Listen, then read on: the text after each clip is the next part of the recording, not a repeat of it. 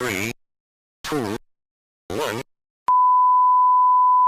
Fala comigo, família Power of God! Estamos aqui para o nosso segundo episódio do PowerCast.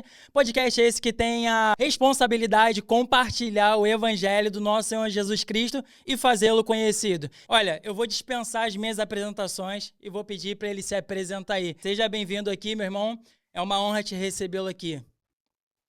Fala, galera. Então, como meu amigo Estevam acabou de dizer, meu nome é Daniel Pequeno.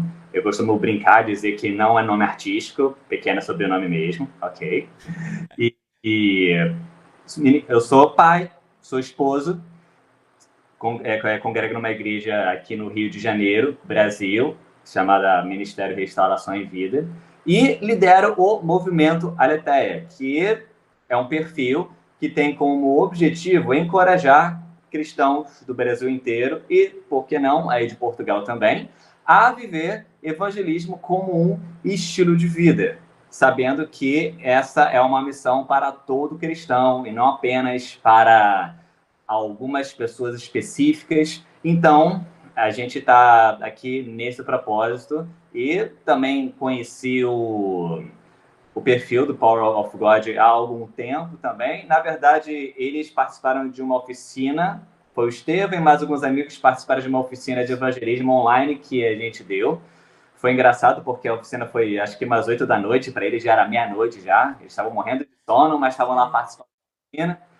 E aí depois foi criado o Power of God, né, e a gente está em contato aí até hoje.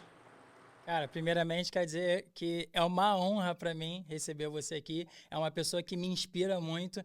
Eu não falo isso aqui com demagogia, não. Realmente, mano, seu trabalho me inspira, a forma que você se posiciona é um referencial para mim. Tudo aquilo que você tem feito, eu já acompanho você há um tempo, muito antes de conversar contigo, e sou um stalker aí da sua vida. Pelo menos do seu perfil, assim. Mas, irmão, já que você é experimentado nessa área do evangelismo, eu tenho muitas coisas para te perguntar que eu acho que vão ser funcionais aqui para os nossos perfis aqui, para as pessoas que nos acompanham aí, né? Irmão, a primeira pergunta que eu queria te fazer é o seguinte: o que é o evangelismo? O que seria, assim, o evangelismo bíblico, né? O que é e como ele seria da forma mais bíblica possível? Bom, vamos lá. Evangelismo não é a palavra exatamente que está na Bíblia, né? É a palavra evangelismo, mas a gente pega os conceitos bíblicos ali para a gente definir melhor. Evangelismo vem da palavra evangelho, certo? E a gente sabe que evangelho é a boa nova sobre Cristo e não qualquer coisa sobre Cristo, ok? Às vezes tem essa ideia de que o evangelho é sobre Jesus, mas o que exatamente sobre Jesus? Diria que, claro que a gente podia ficar o podcast inteiro aqui apenas falando sobre o Evangelho, mas para resumir, 1 Coríntios 15, para na hora que Paulo vai dar um resumão, ele diz que o Evangelho é a mensagem de que Cristo morreu pelos nossos pecados, segundo as Escrituras, e se ressuscitou segundo as Escrituras, e por meio dessa mensagem nós somos salvos.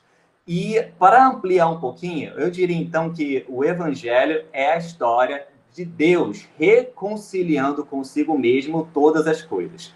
Tudo aquilo que foi separado de Deus, porque não foi apenas o ser humano que foi separado de Deus por causa do pecado, mas toda a criação, tudo foi amaldiçoado por conta do pecado. Então, o Evangelho é a boa notícia de que Deus, por meio do seu único Filho, ele está ali restaurando, reconciliando com ele todas as coisas, nós e toda a criação, que tudo isso será consumado, né, definitivamente no futuro. Então, evangelismo, ele vem sobre o estudo, digamos assim, da gente compartilhar essa verdade, essa história da redenção.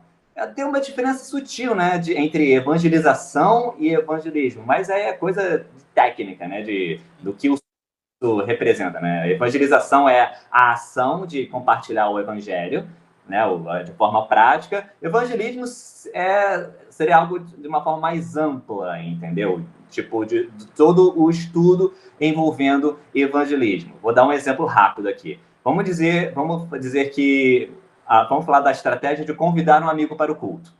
Convidar alguém, quando você convida alguém para o culto, você não está na a parte da evangelização, porque você não está ali falando diretamente do evangelho, você não está ali falando da história da redenção, de Jesus morrendo e para que todo aquele que crê e se arrepende seja salvo. Você está fazendo um convite, mas podemos dizer que esse convite é um método de evangelismo, porque se a pessoa receber o convite, ou melhor, aceitar o convite, ela irá ouvir o evangelho na igreja. Então, esse tipo de estratégia de fazer convite está, digamos assim, dentro do que a gente pode chamar do estudo, de tudo que envolve o evangelismo, mas ainda assim não é a ação propriamente de evangelizar. E até, você falou até de evangelismo bíblico, acho que é até um pouco redundante, né, se a gente for pensar, porque evangelismo só está na Bíblia, né? Só que hoje a gente tem tantos métodos que acabam fugindo da Bíblia que a gente tem que ser um pouco específico, né? Evangelismo bíblico, né? Ou seja, é o que a Bíblia diz sobre o evangelho, e não muitas vezes o que se diz aí no mundo evangélico. Eu acho que há uma bagunça que as pessoas fazem, porque eu posso estar errado nisso, e aí você está aí para me corrigir. Existe um método que é a forma que eu uso para me aproximar da pessoa, mas existe o evangelho para ser compartilhado. E às vezes a pessoa ela acha que o método para chegar até a pessoa é a evangelização, como você disse. E muitas das vezes não. Ela é o evangelismo no sentido mais amplo, né? Como você falou. É a forma de trazer a pessoa para perto ou levá-la para um local e depois ela precisa ser tocada pela evangelização, como você disse. É isso ou eu estou errado em pensar dessa forma? Sim, exatamente isso. Essas estratégias que a gente tem de aproximação das pessoas, né?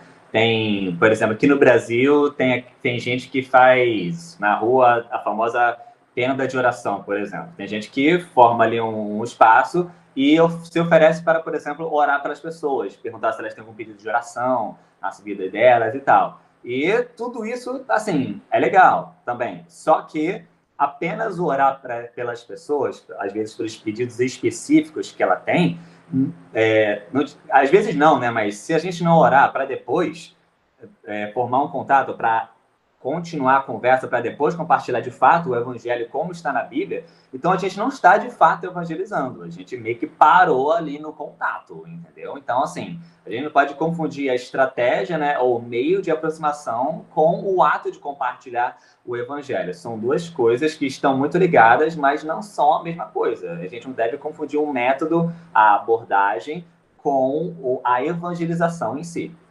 E quando nós temos, talvez, não para culpar, né? Mas eu diria assim, uma liderança que engaja esse movimento de evangelismo na rua, né? E chega ao ponto de ter o sentimento de que sim, conseguimos evangelizar hoje só porque, ou talvez fomos para a rua e levantamos uma placa escrita Jesus te ama, ou até mesmo como você disse, eu já vi com um carrinho de pipoca, talvez a tenda da oração, e a pessoa às vezes nem chega ao ponto de compartilhar o evangelho. Ela só ora mesmo pela pessoa, e às vezes é isso que ela tem a oportunidade de fazer, e ela tem esse sentimento de que ela evangelizou. O que você pensa sobre isso e como a gente poderia, talvez, quebrar esse formato, né, e trazer algo mais bíblico? Olha, vou primeiro dizer uma coisa, que embora a gente fale desses métodos, a gente vê que é possível de pessoas realmente se converterem por esses métodos, mesmo que a gente questione. Às vezes a gente vê esse tipo de coisa acontecer. Eu lembro acho que não sei se você conhece o Pedro do Borel, ele até é bem... Ele Se não me esteve engano... aqui na nossa comunidade. Ah, que legal. Ele, se não me engano, no testemunho dele, a conversão dele começou meio que numa festa. Aí ele já tinha ouvido o evangelho antes, né? Mas acho que alguém abordou ele para falar simplesmente dizer que Jesus ama ele.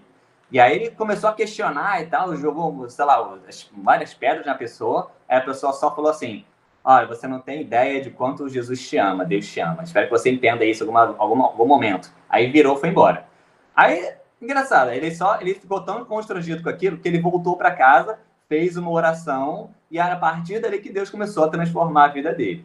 Então, assim, esse tipo de coisa acontece, não que, mas isso é importante, não é que ele nunca tinha ouvido o evangelho, certo? Ele já tinha ouvido, mas que foi aquele amor que a pessoa demonstrou para ele que fez ele se prestar atenção naquilo que realmente tinha ouvido antes. Mas esse tipo de coisa acontecer não pode se tornar regra, porque a regra é o que a palavra de Deus, o que a Bíblia diz ser o evangelho. Como a gente vê Jesus e os apóstolos evangelizando, essa deve ser a regra. E aí, como a gente, então, faz as pessoas, então, entenderem isso? Porque o problema é que a gente vê esse tipo de testemunho, as pessoas veem esse tipo de testemunho e tem, de fato, esse sentimento de que evangelizou, porque eu já vi um testemunho de alguém que se converteu para essa forma. Ou então, a pessoa para quem eu falei, ela gostou daquilo que eu vi, ela se sentiu bem. É bom sim entender que nem sempre quando a pessoa gosta do que você diz e ouve bem é um bom sinal, tá bom? Sim. Na verdade, ela deveria não gostar. Às vezes, ela deveria não gostar do que você disse, quando a mensagem é, de fato, a mensagem da Bíblia. E, cara, não tem, acho que outra forma da gente falar sobre isso por meio da propagação da verdade. Tentar falar do método certo, tentar tirar o método errado, falando do método certo, ok?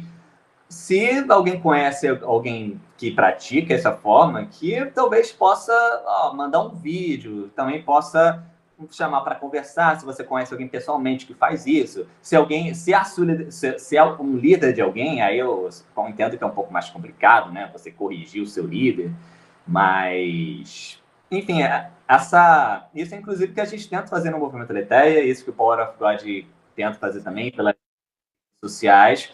Também, a gente não fala dos métodos que são questionáveis para simplesmente criticar pessoas ou conseguir visibilidade, né? Porque aqui na internet todo tipo de polêmica é o que gera visibilidade, mas é para realmente fazer uma exortação para que se siga pelo caminho certo, para que se fale da maneira certa e nossa organização seja de fato bíblica, entendeu? Então, para resumir, diria isso, que a regra não deve ser o que a gente vê funcionar. A regra deve ser o que a Bíblia diz que nós devemos fazer. E claro que a gente deve adaptar para a nossa cultura. A gente não está no mundo do judaico do primeiro século, no Império Romano. Sim. Talvez vão ter coisas que a gente vai falar de formas diferentes, mas que deve estar baseada unicamente na Bíblia. Já falando sobre métodos bíblicos, né? Que, como você falou, que é redundante até de certa forma. Como eu acompanho o seu perfil, eu acho muito interessante a forma como você faz, e eu vejo que ela é muito bíblica. Se a gente for pegar cada passo que você usa, realmente expõe o pecado da pessoa. Enfim, eu nem vou falar muito. Queria que você trouxesse isso pra gente, porque eu acho que é um bom método a ser seguido, porque ele contempla o que a Escritura diz. Fala um pouco pra gente, irmão. Então, vamos lá. Quando a gente vê, por exemplo, a conversa de Jesus com a mulher samaritana, a gente vê a pregação de Pedro em Atos 2, vemos a pregação de Pedro em Atos 3, em outras ocasiões, inclusive das pregações do apóstolo Paulo, a gente vê um certo padrão ali, embora as palavras usadas sejam muito diferentes. A gente vê que primeiro eles abordam as pessoas, se dirigem às pessoas, é a parte da abordagem, certo? E depois eles começam o assunto sobre Deus de alguma forma. Por exemplo, Jesus, como mulher samaritana, ele começa pedindo água, e em seguida ele já começa a falar de espiritualidade, quando ele diz, se você soubesse quem está te pedindo, você que me pediria água e você receberia água viva. Ou seja, ele já transita para assuntos espirituais, e aí depois, Jesus, ele fala do pecado da moça, quando ele diz que ela tinha 5 maridos, já tinha tido 5 maridos, estava já indo para o 6º, e depois ele fala ele se revela como o Messias, finalmente ele se revela como a solução, como o cumprimento das profecias que aquela mulher estava esperando. E ali já temos implícita uma chamada para que a mulher realmente cresce em Jesus, no momento que ele se declara como o Messias. Não houve ali uma chamada explícita, porque acredito que os discípulos chegaram naquele momento, mas lá em diversos momentos nós vemos Jesus ele fazendo esse tipo de apelo para as pessoas: arrependam-se, creiam no Evangelho, venham até mim. E lá em Atos 2, Atos 3, nós vemos esse tipo de padrão. Que, vamos lá, para ficar bem explicadinho. Ó, primeiro, abordagem, você se dirige à pessoa. Segundo, você direciona a conversa para Deus, começa um assunto sobre Deus. Terceiro, você fala do problema do nosso relacionamento com Deus, falando do problema do pecado. O pecado nos separa de Deus, que nossas obras são insuficientes para nos salvar, que a gente precisa de algo de fora da gente para que a gente seja salvo. E depois que você mostra a necessidade de algo que nos salva, você diz qual é isso, o que é isso que nos salva, qual é a solução para o problema do pecado, para o problema da nossa iminente condenação, que é o Evangelho, que é a notícia de Cristo vindo e que para morrer pelos nossos pecados e ressuscitar, e que o necessário para isso é que a gente queira e se arrependa. Aí no quinto e último passo é realmente você tentar falar dessa decisão para a pessoa, perguntar se faz sentido, se ela estaria interessada, então, a tomar essa decisão de se arrepender e crer no Evangelho, e crer naquela mensagem. Enfim, esses 5 passos, esse caminho a se trilhar na conversa, embora não tenha palavras tão engessadas, ainda assim, tenta seguir essa forma que a forma que que eu percebo que Jesus e os apóstolos usam ao falar sobre a salvação, sobre o perdão de pecados. Top. E uma resposta sadia que a pessoa pode dar no sentido de arrependimento e fé. Vou dar um exemplo. Sempre da minha expectativa com relação à pessoa. Nem sempre essa pessoa mostra completamente arrependimento e fé. Eu saio desse evangelismo com uma perspectiva de que foi eficaz ou não. Claro, assim, como você disse, como a gente já tinha dito antes, Deus pode usar tudo e não necessariamente no momento, né? Pode ser só o primeiro contato. Ou eu posso estar plantando, ou eu posso estar regando. Então, levando isso em conta. Mas o que eu quero focar aqui é o quesito, que às vezes, como eu consigo perceber que esse evangelismo foi eficaz? Pela ação da pessoa ou pela pregação que eu estou anunciando? Se eu estou sendo fiel à mensagem ou pela atitude que a pessoa teve após escutar a mensagem? Olha, eu acho que, independente do resultado da evangelização, eu acho que a gente sempre sai, de certa forma, ganhando. Por quê? Se a pessoa for hostil, se a pessoa, por exemplo, for muito receptiva e quiser ali orar, receber Jesus, já quer me batizar, vemos isso como vitória. Aí, se a pessoa, por exemplo, até se mostra receptiva, mas no final diz, cara, mas eu ainda não estou preparado para receber, para agora entrar nesse caminho. Ainda assim, a gente pode ver como um tipo de vitória, porque a gente diz que a gente plantou a semente. Nesses casos, eu até pego o contato da pessoa para que aquilo que ela se mostrou interessada possa continuar, para, sei lá, fazer um convite para o culto, para a célula, para marcar um café com a pessoa. E agora, quando ela é hostil à verdade, e de forma que ela não se mostra interessada, a gente vê isso muitas vezes como derrota. Porém, a palavra diz que bem-aventurados são vocês se vos rejeitarem por causa do evangelho, ou por minha causa, porque grande é a sua recompensa nos céus. Então, mesmo que a pessoa, ainda assim a gente sai ganhando, né, a partir dessa palavra de Jesus. Então, independente do resultado, a palavra ela vai ter o seu efeito, ela vai cumprir ali o seu propósito. Paulo diz que o evangelho realmente ele tem cheiro de vida para alguns e cheiro de morte para outros. E isso, cara, vai ser inevitável, entendeu? O evangelho, ele sempre sofreu resistência e sempre vai sofrer. Ele... Então, o termo eficaz, assim, depende do que se quer dizer. Foi eficaz no coração da pessoa?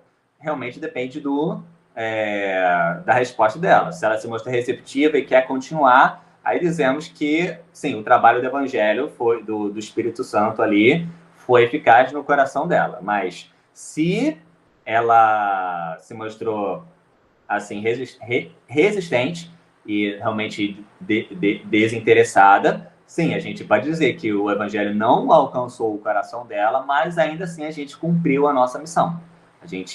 Aquilo que a gente fez, ainda assim, assim, faz parte da missão e a gente saiu ganhando também. E somos bem-aventurados por causa disso.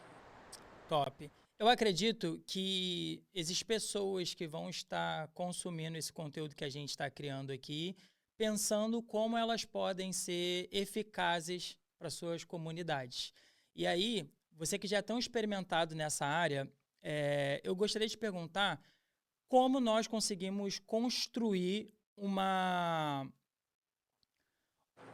eu não vou dizer base missionária, né? Mas um ministério, digamos assim, sólido dentro da nossa comunidade. Tanto relevante para fora da igreja, como para dentro da igreja. De evangelismo, nesse sentido. Como eu posso construir dentro da minha igreja um ministério evangelístico, que ele seja eficaz para as ruas, ou seja, que eu capacite a minha comunidade para levar as pessoas para a rua e compartilharem o evangelho com outras pessoas, e como eu posso construir uma base sólida dentro da minha comunidade. O que você poderia dizer sobre isso?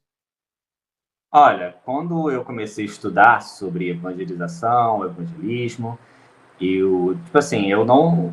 Primeiro, eu queria... O movimento Aletheia começou, a gente ia para as ruas, claro, eu falei com meu pastor, com familiares, e com isso, nesses estudos que eu fui fazendo, eu meio que formei tipo um documento e fui conversar com o meu pastor e propus o quê? Fazer um curso ali na comunidade, um curso ali na igreja. E ali, que duraria ali 5 domingos, para depois a gente começar um trabalho, tentar começar um trabalho mais constante ali na comunidade. Então, fizemos esse curso, eu pude ministrar esse curso, e aí também chamei outras pessoas ali na comunidade que estariam envolvidas, que gostam desse assunto, e aí a gente começou ali a partir dessa ocasião. Então, o que eu diria para quem está interessado nisso, primeiro, você perceber na sua comunidade as pessoas que gostam desse tipo de trabalho, que eles estão dispostas a se interessar. E aí você, claro, você fala com o seu pastor, com o seu líder, propõe isso, mas você também deve ser uma pessoa que, na prática, você vai ter o que oferecer. Se você quer liderar isso, então você tem que ser alguém que vai também poder tá lá podendo instruir essas pessoas da melhor forma, e você fica ali a par, dando as coisas, quero dizer, você estando em contato com o seu pastor, né, para mostrar todos do que você vai estar dando ali. E com isso você vai falando com essas pessoas, marcando saídas para... E outra coisa, não precisa ser uma coisa magnífica no início, entendeu? Você pode começar pequeno, você pode começar falando com uma pessoa de cada vez, aí marcando para conversar, vamos ali nos reunir em uma certa situação, a gente conversa, depois a gente tenta praticar na rua. E, claro, esse tipo de trabalho pode envolver outras frentes, envolvendo ação social, envolvendo evangelismo em hospitais também, não precisa ser... Tem algumas igrejas que às vezes separam, né, cada tipo de frente, né, seja do hospital, um grupo para Cracolândia, enfim, cada um... Enfim, mas cada igreja tem sua separação, mas se alguém quer começar um tipo de trabalho assim, primeiro a pessoa precisa se preparar, a pessoa tem que estar disposta a liderar pessoas, falar com o seu pastor, formar esse grupo e poder, aos poucos, estar agindo ali para servir a comunidade da melhor forma, onde ela está. E, cara, cada igreja está localizada num lugar assim, a gente está pegando esse podcast aqui tá para gente de todo lugar, e a sua comunidade vai ter uma certa comunidade, quero dizer, em volta da igreja, a vizinhança da igreja vai ter alguma necessidade ali. Ali, perto da minha igreja tem uma praça com pessoas que a gente pode usar, pode falar com elas, entrar em contato. E na igreja de quem você que está nos assistindo, provavelmente você vai talvez veja alguma necessidade ali, um local onde vocês possam atuar, entendeu? Então, cada comunidade vai ter a sua necessidade, o seu modo melhor de exercer a missão ali. Assim, não é toda comunidade que vai agir da melhor forma, porque às vezes a localidade onde ela está, a cidade onde ela está, vai exigir um tipo de abordagem, um tipo de trabalho diferente. Então, você tem a sabedoria, analise ali como talvez outras comunidades, outras pessoas a mais experientes estão fazendo, e você comece um trabalho ali, e claro, sempre focado na Bíblia, e não apenas no que você vê dar certo. Top. Assim, ainda nesse contexto, eu vejo que hoje, não sei se eu estaria falando talvez algo errado aqui, mas não sei se a maior parte das comunidades, elas fazem um trabalho celular, né? Com célula, pequenos grupos. Tem esse sistema de pequenos grupos, de célula, GD, aí por aí vai. Tem nomes diferentes, né? E esse tem sido um braço das comunidades de também fazer com que as pessoas cheguem por eles. Porque antigamente as pessoas iam só para o templo, era ali uma forma de você convidar, né? Você compartilhava o evangelho com a pessoa e falava, tem culto lá na igreja no domingo, tal horário e tal, vai lá nos visitar. Hoje em dia, você tem as células, né, esses pequenos grupos, como um método de evangelismo. E como você vê isso? Eu acho que é ótimo. É bom até você ter tocado nesse assunto, porque realmente até tinha esquecido dessa possibilidade. Eu sou muito a favor dos pequenos grupos, ok? Acho que eles são muito úteis para formar não apenas, né, a comunhão ali, mas para ser realmente uma forma de convidar amigos, porque às vezes tem pessoas que não aceitam convite para a igreja, mas aceitam convite para ter uma reunião na sua casa, para comer cachorro quente no final. Aí sempre tem sempre tem aquela estratégia, né, da comida no final, né? A Você tira... emboscada. Tô brincando. Não, gente, nada de fake news para evangelizar. Não, é isso. Mentira não é técnica de evangelização, não. Já da pessoa Essa falar tipo, ratoeira espiritual aí, né? né? Vamos lá para casa comer um cachorro quente, 0800, não precisa pagar nada. Daí a pessoa chega lá, uma reunião de oração, entendeu? Meu Deus. Não. A gente vai orar aqui pela comida. 1 hora orando pela comida. É tipo isso. Você pode falar da comida, mas fala também que ó, é uma reunião de estudo bíblico e no final vai ter uma comida muito gostosa. Aí fala tudo sem. Pode falar, sem problemas. Mas assim, é bom falar o seguinte. Infelizmente, cara, eu vou te falar. Eu não vou citar nomes aqui não, mas existe alguns sistemas de células que tem mais a ver com empresas do que com Bíblia, ok? Então, não vou dizer que são todos os sistemas de célula que são saudáveis. Tem alguns sistemas que, para mim, são bem problemáticos, que formam tipo assim, um sistema de cobrança para que haja multiplicação ou algo do tipo, e que no final se forma uma máquina de produção em massa de desviados e desigrejados, por conta da pressão e das feridas que são causadas ali Quase em um todo. pragmatismo. Algo do tipo. Ou seja, não é um crescimento orgânico. É simplesmente uma cobrança de multiplicar a qualquer custo. Enfim, mas não é desse sistema que eu estou dizendo. Estou dizendo desse sistema, eu sou super a favor de ter célula e quando aumenta a célula multiplica, né? Você Sim. pode ter qualidades, ótimo. Um sistema que eu gosto, uma visão que eu gosto é o da Igreja Multiplicadora, que faz parte da Convenção Batista Brasileira aqui, que eles têm o PGM, que é Pequeno Grupo Multiplicador, que para mim é um sistema, um tipo de visão que tem aqui que é bem saudável em Desenvolve um relação. pouco sobre isso, irmão, pra gente poder mesmo conhecer mesmo. Discorre um pouco sobre isso. Bom, então, eu nunca li o livro, eles têm um livro deles, eu acho que eu não vou, não sei, acho que não vou conseguir falar com tanta profundidade a respeito. Não, assim, mas, desculpa te cortar. Como uma célula, as pessoas já têm mais ou menos uma noção do que é uma célula, um pequeno grupo. Como você falou, esse novo formato, sei lá, pincela algumas coisas que tem nesse formato que talvez sejam diferentes ou parecido com a célula, que acho que as pessoas já vão entender dessa forma. Então, o formato da célula não é tão diferente do formato tradicional, quero dizer, a forma que se conduz, né? Normalmente uma célula, e inclusive pequeno grupo, é uma estratégia muito boa, inclusive para quem quer evangelizar em faculdade, quer evangelizar em escolas, ensino fundamental, ensino médio, né? E todas elas normalmente começam da mesma forma. Primeiro oração, depois tem um quebra-gelo, ou seja, você pega algum tipo de analogia ali, algum tipo de dinâmica para as pessoas interagirem. A partir daí, você tem... Ah, não, perdão. Depois da oração tem um momento de louvor, se possível, né? Se alguém tiver algum violão, algum instrumento para tocar, né? Isso antes do quebra-gelo. Depois do quebra-gelo, você teria a ministração da palavra. Depois da administração da palavra, teria a oração. Claro que nesse momento da palavra também seria interativo, né? Não seria como também pediria para as pessoas interagirem, perguntar o que elas acham daquilo. E no final tem uma oração e acabou.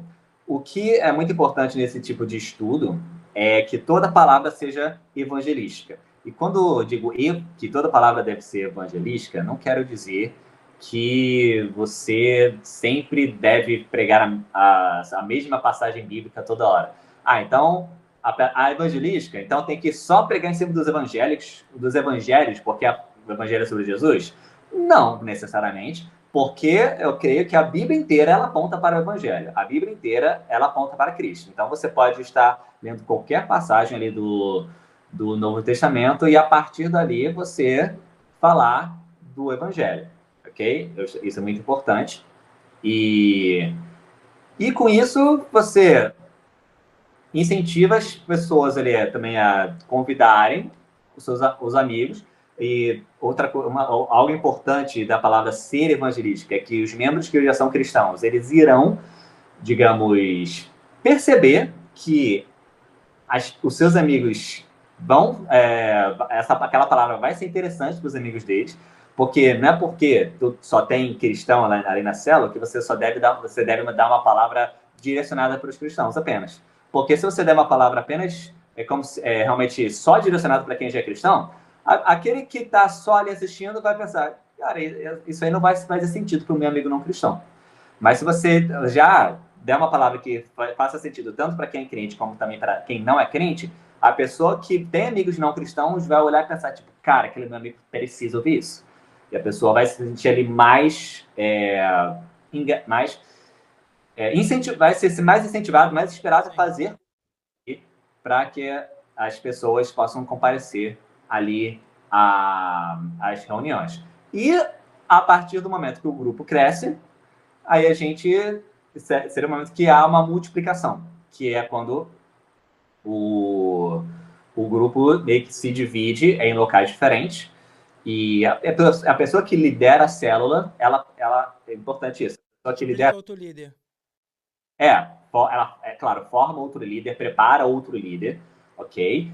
E cada pessoa ali, ela está sendo ali a discipuladora ali de quem está ali na sua célula.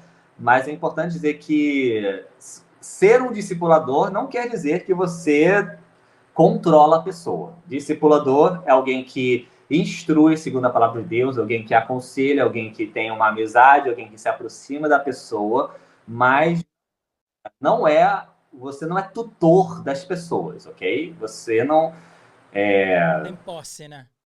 Não tem a posse, ok? Você é alguém que aconselha, instrui segundo a palavra de Deus, tem uma amizade genuína com as pessoas, mas você não deve se achar alguém que tem qualquer tipo de controle sobre a vida das pessoas. Então, essa é a visão daquele que discipula, aquele que lidera, e essa visão da igreja multiplicadora É algo próximo disso, embora eu ainda não tenha me aprofundado assim, não tenha, que eles têm livros, têm, sabe, todos os materiais que eu ainda não consumi, mas tudo que eu vi é bem interessante sobre esses pequenos. Seria, desculpa te cortar, o sistema de ganhar, consolidar, discipular e enviar essa pessoa? Porque no contexto da célula é basicamente isso, né? Sim, exatamente. Contanto que também se faça de uma forma orgânica e que também não Sim. se faça aquela pressão como se você estivesse num tipo de empresa ou algo assim, Claro. entendeu? Assim, minha grande dúvida é porque, cara, a célula, ela é um sistema muito coeso se for feito da forma correta. E eu creio que ela dialoga muito perfeitamente com o mandato cultural de Jesus Cristo. De a gente ir, fazer discípulo, batizar essas pessoas, ensinar elas tudo que a gente aprendeu e formar Cristo, né, nessas pessoas, assim como o próprio Paulo disse que ele sentia dor de parto, né, de formar aquelas pessoas ali. Então, em uma célula, você tem uma pessoa que está nesse papel de liderança, você tem a célula como um formato evangelístico, né? Porque muitas vezes, se ela se tornar um pequeno grupo só com pessoas conhecidas, vira uma célula no sentido cancerígena, porque tipo, não multiplica, né? Aquela coisa fica engessada ali. Então, vira uma reunião de encontro, né? E a ideia não seria essa, a ideia seria mesmo fazer essas pessoas crescerem na fé. Aí, pensando na igreja primitiva, que vivia nesse poder do Espírito Santo, você tinha os grandes líderes, mas o evangelho estava na boca de pessoas simples. E essas pessoas tinham que discipular outras pessoas quando não tinham um apóstolo por perto. Entende o que eu estou querendo dizer? Então, o próprio Atos dos Apóstolos diz das reuniões no templos e as reuniões nas casas, nos partir do pão. Então, como você disse, eu vejo a célula e vivo célula como um método evangelístico e tenho essas ressalvas, como você disse. Realmente, se a gente não tiver cuidado, eu já vivi uma experiência de célula no Brasil, até certo ponto que a nossa comunidade chegou ao ponto de entender que a liderança, né, que vinha até acima da nossa congregação mesmo, os líderes dos nossos pastores estavam percebendo que estava vindo aquela pressão G12, M12, enfim, esses formatos que estava mesmo como uma máquina de moer pessoas mesmo, né? Tipo assim, e esse sistema controlador e tudo. Eu não sei se na hora eu falei de forma que parecia que eu estava falando mal de célula, mas não tô não, tá, Não, gente? não, não, falou não, jamais. Muito a favor de ter pequeno grupo, sou muito a favor, e acho que é uma das formas mais eficazes, inclusive, de a gente estar podendo atrair as pessoas. Eu sou muito a favor. Gosto. Top.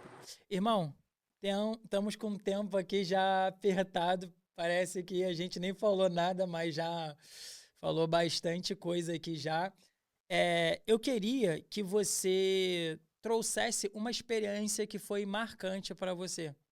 Porque assim, vou te dar um exemplo. Quando eu criei o Power of God, foi de um sentimento que nasceu no meu coração a partir de uma perspectiva o seguinte. Poxa, eu abro o Atos dos Apóstolos e eu vejo uma pregação, as pessoas se convertendo na hora. Eu vejo assim um poder sendo descarregado sobre as pessoas, que essas pessoas muitas das vezes voltavam para as suas cidades, voltavam, ouviam o evangelho ali, iam para outros locais e essa pessoa, muitas das vezes, sem uma influência presente, ela já se tornava um cristão. Hoje em dia, a gente tem todo um aparato, a gente tem todo um sistema, a gente tem tudo para poder fazer a pessoa chegar lá e a pessoa, às vezes, não chega. E aí, por isso que nasceu esse ímpeto no meu coração de falar assim, moxa, olha, Power of God. A gente vai tentar ressuscitar esse sentimento de trazer aquele evangelho que descarrega essa potência de Deus. Claro que eu não tenho essa presunção, é Deus que faz isso, né? Mas nasceu desse sentimento, sabe? Então, eu queria que você trouxesse um testemunho que foi marcante para você. Talvez, não sei se seja especificamente nessa área de a pessoa se converter na hora, mas que ficou marcante. Acredito que tem vários, né? Para alguém que tá quase todo dia na rua, mas traz alguma coisa aí, pode ser mais de um ou um, sei lá. Claro. Bom, eu teve. Cara, teve uma vez que eu abordei uma pessoa, assim que ele estava na praça. E esse tem vídeo, inclusive, no canal, que aceitou ser gravado e tal. E essa pessoa, assim, se via que estava, assim, visivelmente abalada de alguma forma. Você vê os olhos estavam um pouco. Os olhos da pessoa, para mim, parecia estar um pouco carregados, assim. E aí a pessoa de cara falou que achava que seria condenado se estivesse diante de Deus hoje. Ah, isso é por causa das nossas escolhas. A gente. E falou isso, né? Por causa das nossas escolhas. A gente faz o errado mesmo sabendo que é errado. E aí, a partir ali do. Foi até curto, né? Eu falei assim, ó, compartilhei a mensagem do Evangelho com ele, que independente de tudo, ele. Que Deus, ele recebe a todos. Falei, assim, compartilhei o Evangelho de forma curta, né? Falei do arrependimento e fé. Perguntei se ele estaria interessado, ele disse que sim. E no final ele quis ali fazer uma oração, confessando Jesus como seu único Senhor e Salvador. E aí ele quis, a gente orou junto. E depois que desligou as câmeras, que ele foi dar um pouco mais de detalhes da situação. E realmente, assim, ele, não vou dar detalhes aqui, mas ele cometeu um erro na vida dele, na vida com a família dele, que deu uma destruída ali na casa, digamos assim. E aí é daquele tipo que a gente tipo de erro que a gente que o tipo que a gente ouve, a gente o primeiro ímpeto humano é meio que condenar a pessoa, né? É meio que pensar algo ruim da pessoa. Mas que eu vejo que, embora tenha sido sim um erro grave, que o Senhor ainda pode restaurar, podia restaurar a pessoa, podia falar com ele, entendeu? Então, lidar com esse tipo de situação ali naquele momento, sim, foi algo marcante para mim. Não deu para eu convidar ele para minha igreja, porque o cara. Isso é entre aspas, uma desvantagem de viver em cidade grande, porque perto do centro, né? Porque principalmente em dia de semana, quando você vai viver dia de semana, a pessoa que está na praça, tá todo mundo trabalhando ali. Né? Você tá, legal, você mora por aqui? O cara, não, eu moro a 30 quilômetros daqui. Aí tu fica, pô, não dá nem para convidar a pessoa para um discipulado, né? Pro culto. Aí, tipo assim, peguei o contato dele. Eu lembro que eu botei no Instagram, gente, alguém conhece alguma igreja perto dessa localidade? Aí mandei para ele, a gente ficou em contato. E então, faz um tempo que eu não falo com ele, mas esse tipo de experiência, assim, foi realmente foi marcante para mim, porque eu acho que foi algo que aconteceu recentemente. Eu acho que realmente fui enviado por Deus ali, tipo assim, no momento que ele estava meio Você... com a culpa, entendeu? Top. E foi algo realmente marcante para mim. E, cara, tem outras histórias, tem muita história com motorista de Uber também, gente que você vê que eu abordei que estava afastada, gente que eu sempre orava pela pessoa, tem gente que chorou, falou que, pô, o melhor passageiro que eu peguei até hoje e tal. E, Essas coisas assim, né? esse tipo de coisa assim que a gente vê que pelo menos ali naquele momento a gente vê um resultado ali, mesmo que a gente depois não possa, a gente não continue o contato ali com aquela pessoa. Enfim, sim, algumas experiências assim foram marcantes nessa trajetória. Olha, eu acredito que existe um evangelismo prático de rua, mas como nós somos discípulos de uma comunidade, nós temos que fazer com que esse evangelismo atraia essa pessoa ou para nossa ou para de alguém. Eu queria que de forma rápida, porque a gente está com o tempo mesmo apertadinho aqui, falta 10 minutinhos para a gente já acabar, que você pudesse falar sobre isso, porque às vezes a gente vai lá, prega o evangelho, a pessoa vai embora, a gente, ok, acredita só que depois vai vir outra pessoa, vai evangelizar ela, até o ponto que um dia essa pessoa venha. Mas como deve ser feito isso? Traz essa pessoa, no final pede o número. Entende o que eu tô falando? No sentido de a gente tentar trazer essa pessoa, né? É muito importante isso, porque Jesus, ele não disse ide e convertam pessoas de todas as nações. Ele disse ide, façam discípulos de todas as nações. E ele depois diz como é que se faz discípulos, batizando em nome do Pai, do Filho e do Espírito Santo e ensinando-lhes a guardar tudo aquilo que eu vos tenho ordenado, e eis que estou com vocês até o fim dos tempos. Então, a missão não envolve apenas a comunicação do evangelho, mas você cultivar e fazer uma amizade discipuladora com aquela pessoa, ok? Inclusive, tem um livro do Diogo Carvalho, que era do Caravana do Arrependimento, que é um outro perfil de evangelismo mais antigo. Esse eu queria até que na próxima vez a gente. Eu já tô falando que vai ter uma próxima vez. A gente pudesse trazer por esse seu intermédio, se você puder trazer ele, porque é uma pessoa que eu também gostaria de estar perto, que me edifica muito. Mas vai lá, desculpa. É só pra. Ele é bom demais. E ele tem um livro que eu li chamado Relacionamento Discipulador, que fala justamente desse relacionamento um a um, que é uma amizade intencional para você discipular aquela pessoa. Então, isso faz parte da missão do cristão. Então, quando você, seja com a gente está falando muito aqui sobre abordagem de rua, né? Mas isso também envolve também pessoas do nosso convívio também, que podem envolver. E esse tipo de discipulado não é apenas para quem ali recebe, quem já recebeu Jesus. Esse tipo de relacionamento muitas vezes dá para quem ali está se mostrando interessado, ok? E isso é uma coisa até que não sei se para alguns vai soar heresia, mas às vezes esse tipo de discipulado, esse tipo de fazer discípulos, acontece antes da pessoa se converter de fato.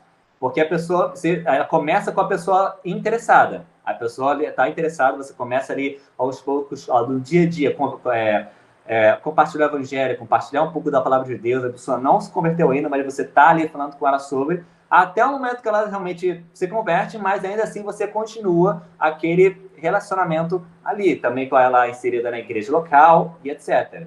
Então, me parece que, inclusive, o método de Jesus, quando a gente vê ele discipulando, a gente não tem muita certeza de quando as pessoas realmente se converteram depois que começaram a seguir ele. Sei lá, será que era no momento que as pessoas diziam sim para o chamado de Jesus? Pô, mas peraí, teve gente que seguia Jesus e depois caiu fora. Quando Jesus... Sim. Então não era só quando as pessoas seguiam Jesus. Pedro. Eu já fico pensando em Pedro aqui. Mas, enfim. Mas tem gente que, às vezes... Então esse discipulado, às vezes, começa antes da conversão. De fato. Então, ela começa quando a pessoa se mostra interessada. Se a pessoa se mostra receptiva, sim, a gente deve ter ali o contato da pessoa e, cara, buscar não perder tempo, sabe? Mandar mensagem no WhatsApp. Você não precisa só apenas convidar para o culto ou para a célula. Você pode pedir para tomar um café com a pessoa, por exemplo. Cara, a gente se encontrou ali, vamos tomar um café e tal. E tem outras, inclusive, estratégias nesse sentido. Por quê? Uma coisa que até percebi recentemente. Se eu vou para a rua evangelizar, em horário comercial, por exemplo, a maioria das pessoas que eu vejo na rua são pessoas que estão ali nas praças a trabalho, estão ali no intervalo, e muitas vezes são pessoas que moram longe. Mesmo que a pessoa ali tenha uma resposta positiva, muitas vezes a pessoa mora distante ali do local. Então, às vezes, é bom você não apenas fazer evangelização em dia de semana, mas se você quer fazer evangelização na rua, já percebi que é melhor também fazer em fim de semana, que é justamente quando as famílias as estratégias, né? estão ali. E aí, se a pessoa morando perto, vai tornar muito mais fácil, entendeu? Porque, pô, vai evangelizar em São Paulo, na cidade de São Paulo, sei lá, segunda-feira, 2 horas da tarde, horário de almoço, sei lá. Aí pergunta para a pessoa: eu recebo Jesus. Legal, você mora onde? Em Campinas, estou aqui a trabalho. Aí, pô, o contato essa continuidade da amizade, tá? Entendeu? Entendi. Então, por isso que a gente deve, toda essa questão, né, do campo, essa análise do campo, também é muito importante para que a gente possa realmente formar esse evangelismo que a gente faz também resulte num relacionamento, numa amizade, em um discipulado. Então, Muito bom. tira o contato da pessoa e depois mandar mensagem, marcar um café e convidar também a pessoa do seu trabalho para o culto e falar de Jesus para ele e claro, estando em oração, sempre em oração, nunca descarte a oração nesse processo para que o Senhor possa abençoar e dar frutos. Amém.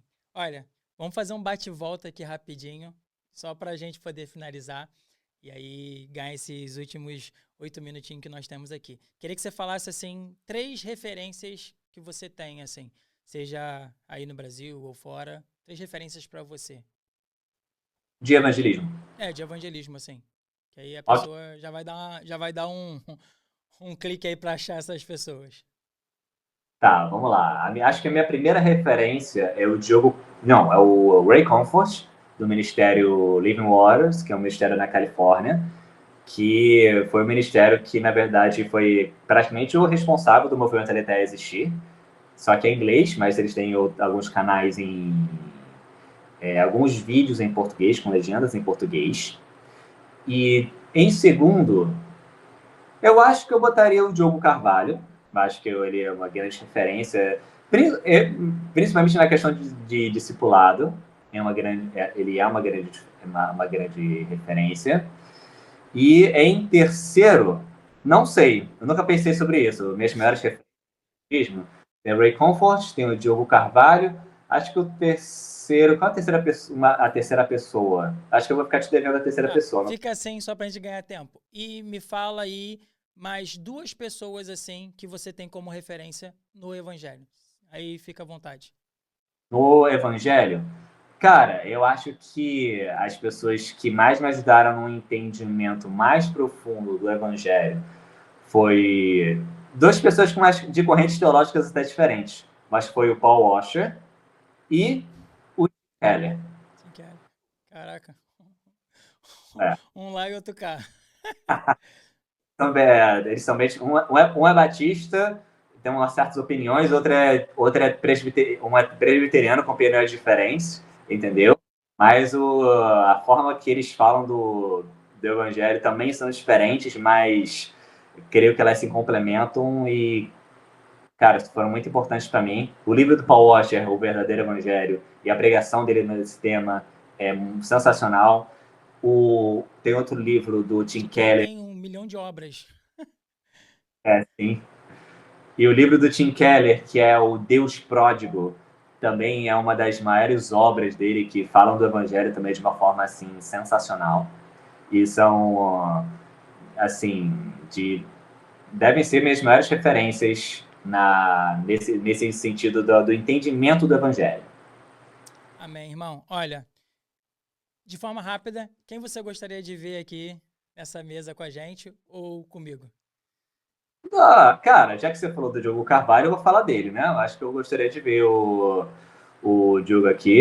Ele é muito atarefado, então o que ele é missionário, ele é professor, ele é pastor, né? Ele é professor de missiologia da Universidade Batista, né? Ele ainda tem um tempo com a família e ainda dá palestras, recebe convite de outras igrejas, Meu então Deus.